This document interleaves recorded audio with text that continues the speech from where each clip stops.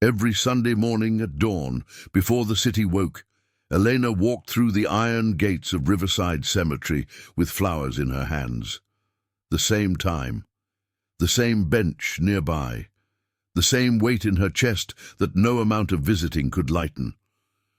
3 years had passed since the accident, 3 years of Sundays, of rain and snow, and the brutal indifference of seasons changing while grief remained fixed like a stone in her pocket. Her best friend Marcus was buried beneath a plot of earth that never seemed real to her, not even now, standing over it with trembling fingers and fresh lilies. She couldn't save him that night. She had been asleep in the next room when it happened, when the darkness in his mind became louder than any voice calling him back to life. By the time she found him, it was already too late. The guilt had calcified into something harder than sorrow, a daily ritual of penance that the cemetery had become her church. But Elena didn't know, as she placed those flowers down each Sunday, that someone was watching, that her quiet devotion would soon intersect with another's desperate search for proof that love survives the grave, that the simple act of showing up for someone who could no longer show up for herself would become the most redemptive journey of 2 broken lives. This is the story of how grief transformed into grace, and how one woman's faithfulness to a lost friend awakened healing in someone she had never met. Chapter 1. The Weight of Sunday. The alarm on Elena's phone vibrated at 5:47 a.m., the same time every Saturday night. She didn't set it to go off on Sundays. Some part of her couldn't bear the formality of scheduling grief.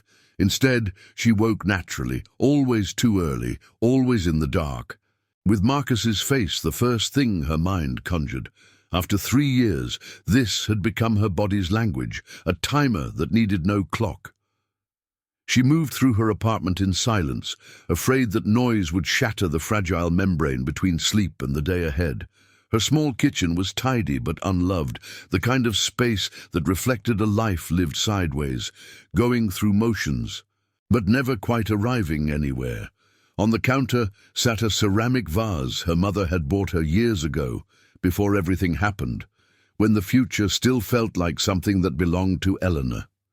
The flowers she chose were different each week. Sometimes lilies, their white petals like folded hands. Sometimes roses, though Marcus had always said roses were too theatrical. Today, she selected white chrysanthemums, sturdy and honest, the kind of flowers that didn't apologize for their simplicity. At the flower stand, the elderly vendor, Mr. Chen, didn't ask where she was going anymore. He had stopped asking after the first dozen visits. He simply wrapped them carefully and said he was lucky to have you, though his eyes held questions he'd learned to keep to himself. The drive to Riverside took 16 minutes. Elena could have driven it blindfolded by now, left on Maple, straight through the light at 4th, right onto the winding road that climbed toward the cemetery's entrance. The sun was beginning to bleed across the eastern sky, turning the horizon a shade of purple that reminded her of Marcus's favorite sweater, the one he'd worn for years, until it had more holes than fabric. The cemetery was empty at this hour, which was the only time she could bear to visit. She couldn't stand the sight of other families, other grief, other mourners who seemed to move through their sorrow with a kind of purpose she had never found. At least here, in the early morning quiet, she could pretend the dead were listening, that Marcus could hear her footsteps on the wet grass, that this ritual meant something beyond the performance of staying alive. His grave was in the eastern section, beneath an oak tree that had grown older with his absence. The headstone was simple. She had chosen not to clutter it with words that felt inadequate. His name, 2 dates, that was all. The space where an epitaph might have gone remained blank, because Elena had never found the words that would capture what she owed him, what she had failed to give when he needed it most. She knelt down, her knees pressing into earth that was always cooler than she expected, and began removing the flowers from last Sunday. They had dried to a papery brittleness, their colour faded to a memory of beauty. She held them for a moment, a small ceremony of goodbye, before placing them gently in the plastic bag she always carried. "I'm sorry," she whispered, the same 2 words she spoke every Sunday, as if repetition might eventually transform them into something that meant something. The chrysanthemums went into the vase, and Eleanor arranged them with the kind of care someone might arrange a final dress for a beloved. When she was finished, she sat back on her heels and simply looked at what she had created, a small monument to loyalty, to the love that persists even when it can no longer be received. It was 6:23 a.m. She would sit here for another 40 minutes before returning to her car, before driving back to an apartment where the silence would feel heavier than the darkness she had left behind. Chapter 2. The Stranger in the Rain. 2 weeks passed before Eleanor noticed something different. It was raining that Sunday. Not the gentle rain of spring, but the kind of rain that suggested anger, that fell with purpose and noise. She almost didn't go. The weather had given her permission to stay home, to break the ritual. But permission wasn't something Elena was good at accepting, not anymore. The chrysanthemums from her previous visit were soaked and collapsing, their petals surrendering to the storm. She was bent over, removing them, when she saw the shadow. "I'm sorry. I didn't mean to intrude." Elena looked up to see a man in his early 30s, drenched despite the umbrella in his hand, standing a respectful distance away. His face was gaunt, carved from loss in a way that Elena recognized immediately. She had seen it in mirrors. "It's all right," she said, standing too quickly, suddenly aware of how much of herself this moment had exposed. "I was just leaving flowers," he finished quietly. "I saw, last week too, and the week before." Elena felt her throat tighten. "You come here often?" "Every day," he said. The words carried the weight of confession. "But never as early as you. I come at dusk mostly, when everyone else has left." He gestured toward a grave 10 rows back, shaded by a different tree, equally lonely. Elena didn't ask whose name was carved into that stone. She didn't need to. Grief recognized grief across any distance. "Who was he?" the man asked, nodding toward Marcus's grave. "My best friend," Elena said.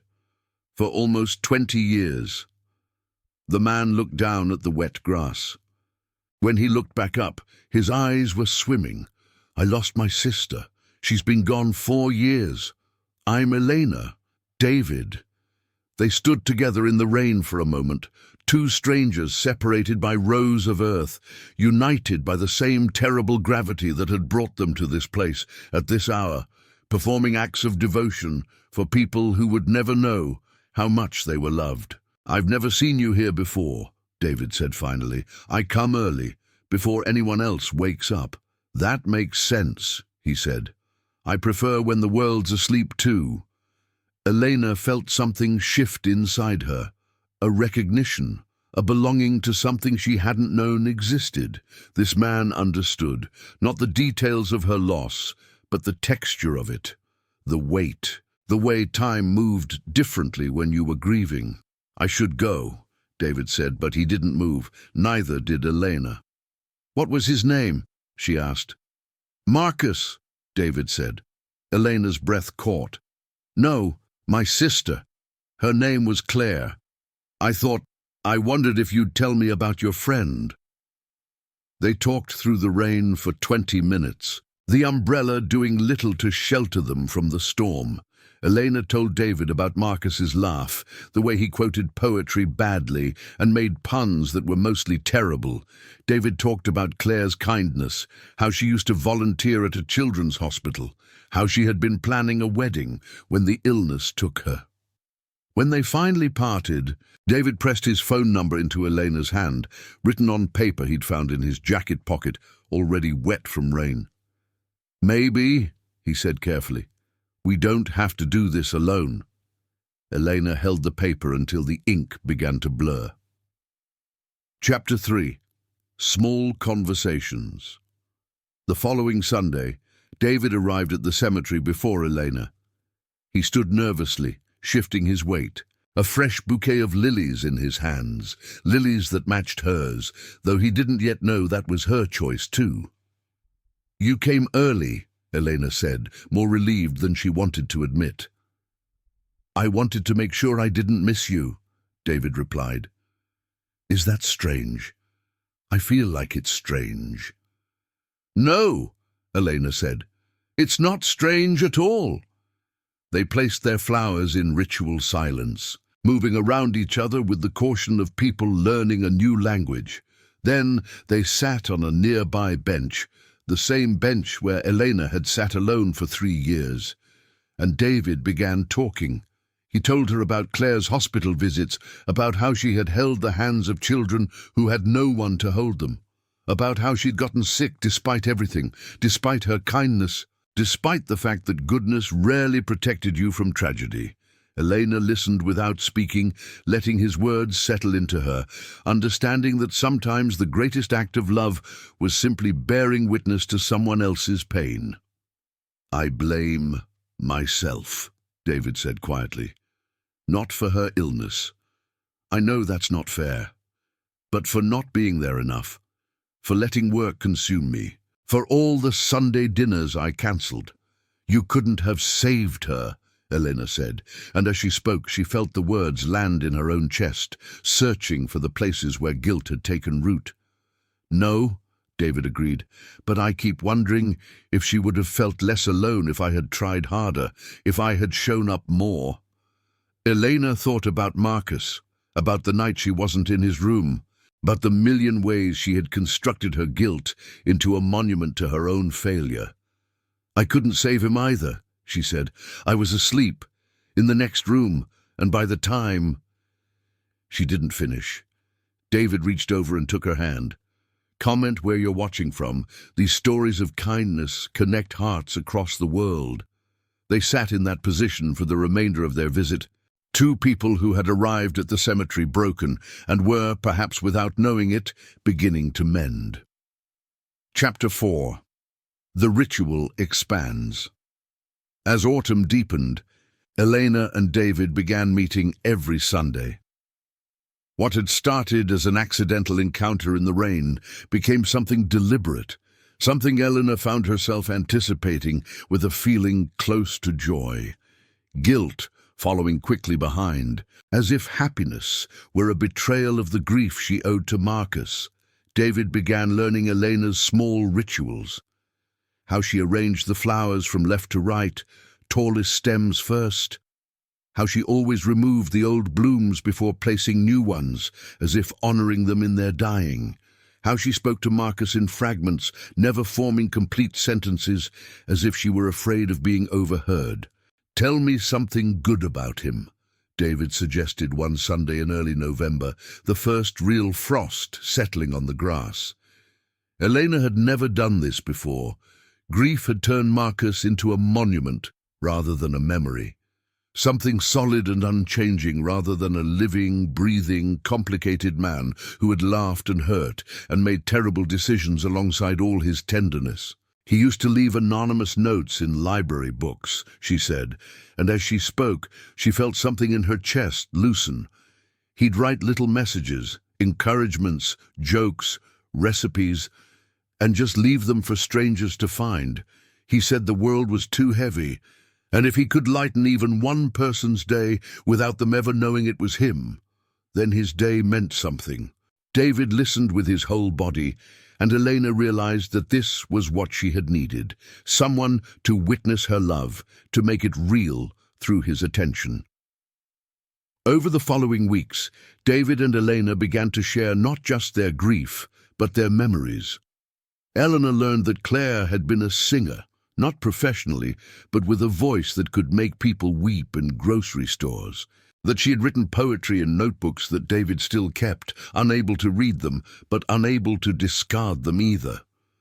Elena told David about the last conversation she'd had with Marcus, How he'd called her at work and talked about nothing important. A funny customer, a song on the radio, the way pigeons had staged an assault on his lunch outside the office. How she'd been impatient, wanting to get back to her meeting, how she'd cut the conversation short. He was reaching out, Elena said, and I was too busy. Or, David said gently, he was just living, and you'll never know which one it was, so you have to choose to believe it was both, that his reaching out didn't come with conditions, that love doesn't come with deadlines. Something in the way he said it made Elena cry, not the small, contained tears she had perfected over 3 years, but deep sobs that seemed to come from the very center of her being. David held her while she wept, on the bench beside a grave, autumn leaves falling around them like a benediction. Chapter 5. The Bloom of Healing.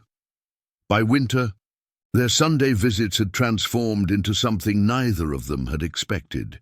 They began bringing coffee in thermoses, sitting through the cold, their hands warming each other. Elena discovered that David was a former teacher, that he'd given up his job after Claire's death because the classroom had felt like a lie, a place where he was supposed to inspire hope in children, while his own had dissolved. David learned that Elena had designed websites for non-profits, that she'd quit because seeing other people's causes felt like a mockery when she couldn't save the one person who mattered most. They were, in many ways, two people who had opted out of living, choosing instead to exist in the liminal space between grief and time. One Sunday in early January, David brought something with him, a notebook, weathered and worn, filled with Claire's handwriting. "I thought," he said carefully, "that maybe Marcus would want to exist in more than your memory. And Claire, I think she'd want me to share her, not to hide her away like some precious thing that might break if light touched it." Elena opened the notebook with reverent hands. The poems inside were achingly beautiful. Observations about strangers on buses, about the way sunlight moved through hospital rooms, about love that persists even when the body fails. She read for nearly an hour, and when she finished, she looked up to find David crying. "She was so alive," Elena whispered. "She still is," David replied, "in what she wrote, in what we carry, in the people she helped who are helping others now. That's real, Elena. That's as real as we are." Elena wanted to argue. She wanted to hold on to the purity of her suffering, the way grief had become a relationship that required nothing but presence.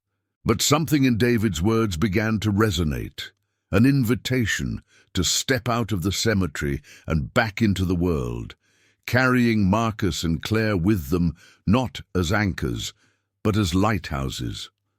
The following week, Elena brought her phone and a picture she'd never shown anyone. Marcus from years ago, laughing at something outside the frame, absolutely alive in a moment she had forgotten until she scrolled through old files.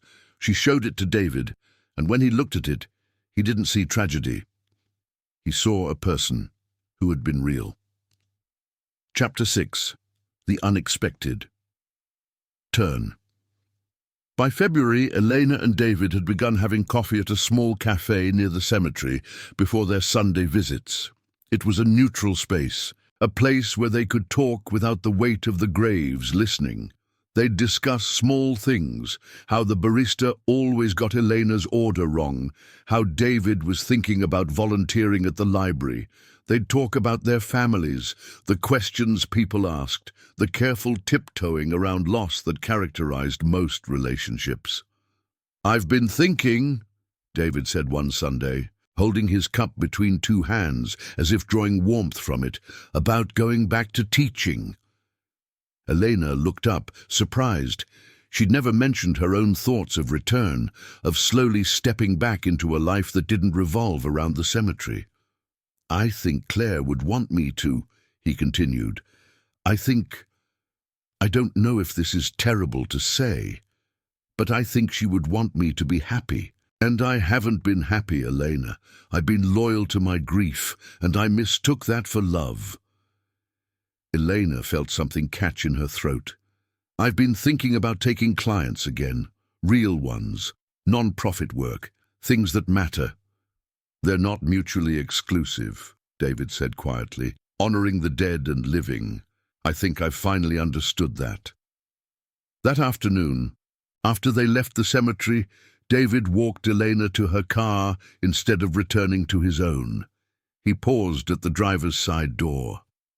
"I'm grateful," he said simply, "for Sunday, for you showing up, for teaching me that grief doesn't have to be a solitary thing."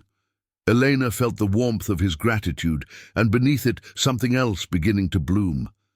A feeling so tender it frightened her, because feeling anything other than sorrow had come to seem like betrayal. If this story has already touched your heart, hit the like button. It helps the message of compassion reach more people who need hope. Chapter 7.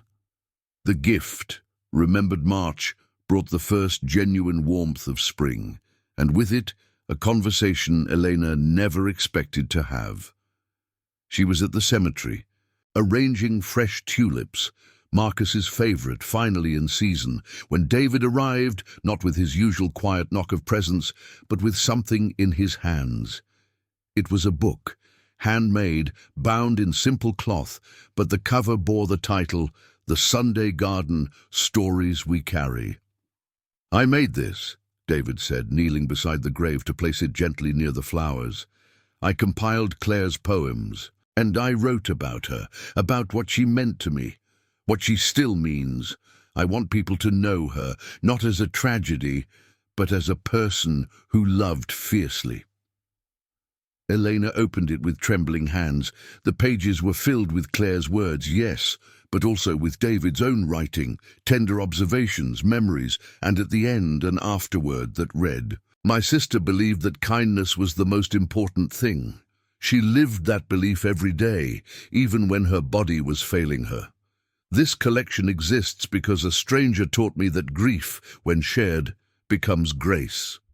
At the bottom of the last page, David had written a name, Elena's. "What is this?" Elena asked, though she understood. "An acknowledgement," David said, "of how you changed my path, how your faithfulness to Marcus taught me something about how to love Claire differently. I want to publish it. I want the world to know that people like my sister exist, that kindness isn't naive, it's revolutionary." Elena felt tears on her cheeks, but they were different now. Not the tears of a woman drowning in sorrow, but the tears of someone being pulled back to shore. "Will you help me?" David asked. "Marcus deserves to be honored too.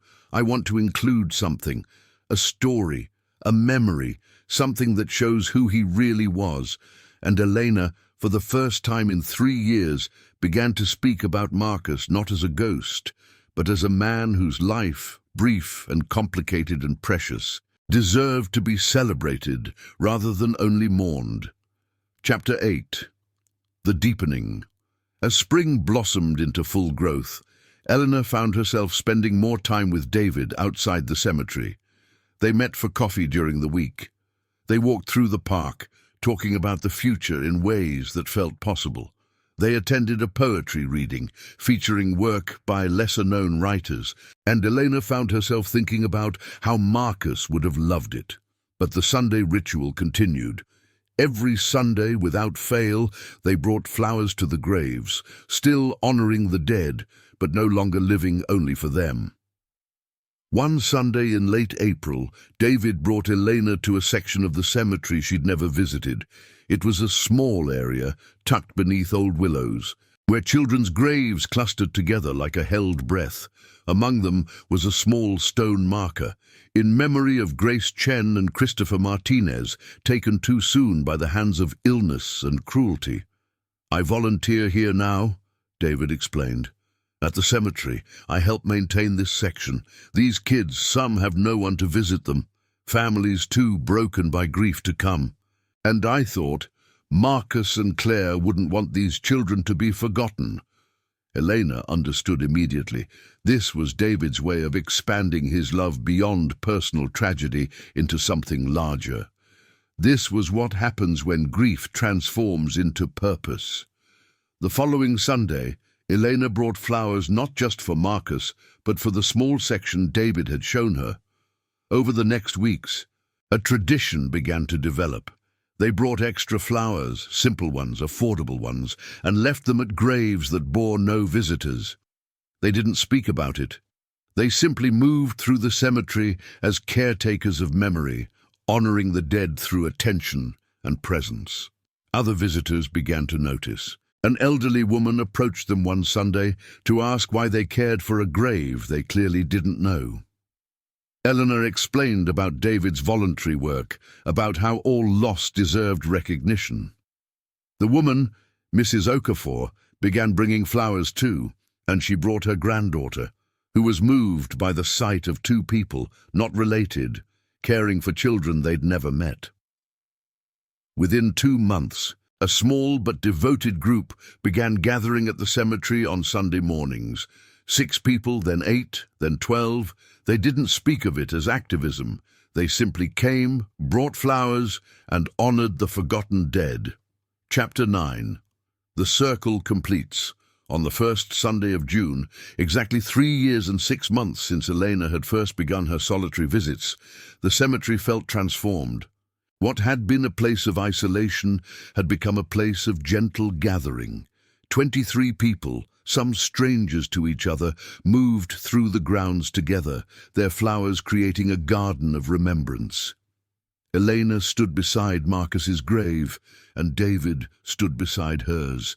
This was how they always ended, standing with their departed, their hands touching, their presence a benediction. Mrs. Okafor approached them with her granddaughter.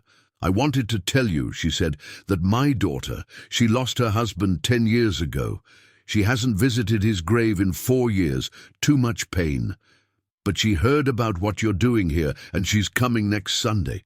She's bringing our family." Eleanor felt David's hand tighten around hers. She said, Mrs. Okafor continued, that she forgot love could be a community, that you could mourn together instead of alone. "Thank you for reminding us." After they left, Elena turned to David. "Do you think Marcus knows?" she asked quietly. "Do you think Claire sees what's happening here?" "I think," David said carefully, "that they're present in everything kind we do, not as ghosts haunting us, but as seeds we carry forward. Every person who comes here is planting those seeds. Every flower that's laid down by someone else's hand, that's Marcus and Claire, still loving, still reaching out." Elena nodded, and when David kissed her that Sunday standing between 2 graves in a cemetery that had once felt like a tomb, but had become something closer to a sanctuary, she understood that this was what healing looked like. Not the erasure of grief, but its transformation. Not the forgetting of loss, but the integration of it into something larger and more hopeful. The flowers they left that day, white chrysanthemums for Marcus, lilies for Claire, stood among dozens of others, a silent chorus of remembrance, visible proof that love survives death not as anguish, but as purpose. Epilogue. In that garden of stone and flowers, where spring returns again and again, the living tend the dead with hands that have learned the language of grace, and grief becomes, at last, a gift. Subscribe for more stories of love, courage, and redemption. Thank you for watching the story of She Couldn't Save Her Friend. So she started leaving flowers at his grave every single Sunday. Let's keep spreading the light.